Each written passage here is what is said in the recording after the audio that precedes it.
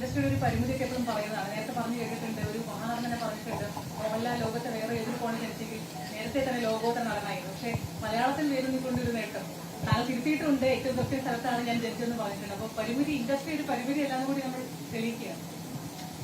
അങ്ങനെ പരിമിതികളൊന്നും ഇല്ലല്ലോ. സിനിമയ്ക്ക് ഒരുപാട് ഓപ്പണിംഗ് ആണല്ലോ. ഇപ്പം ടെക്നോളജി മാറി, പഴയ സിനിമ പോലെ അല്ലല്ലോ. ഇപ്പം മലയാള സിനിമ എന്ന് പറയുന്ന എല്ലാ ഭാഷയിലും ഡബ് ചെയ്ത് വരുന്ന സിനിമയാണ്. അത് ഇന്ത്യയിൽ മാത്രമല്ല, പുറത്തേക്കുള്ള ഇപ്പൊ ഒരു സിനിമ വേണമെങ്കിൽ ഒരു 200 ഭാഷയിൽ ഡബ് ചെയ്യാനുള്ള മെക്കാനിസം ഉണ്ട്.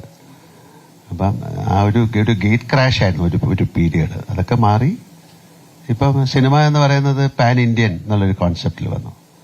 അപ്പം മലയാള സിനിമ, തമിഴ് സിനിമ എന്നില്ല, സിനിമ എന്നൊരു ലാംഗ്വേജിലേക്ക് അത് മാറി.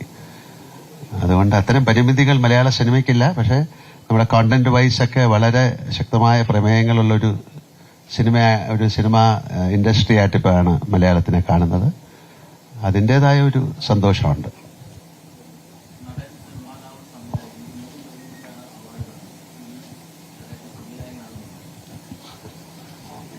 ഇപ്പൊ ഈ പ്രസന്റ് മൊമെന്റിൽ ചോദിച്ചാൽ ഇപ്പൊ എനിക്കൊന്നും പറയാനില്ല.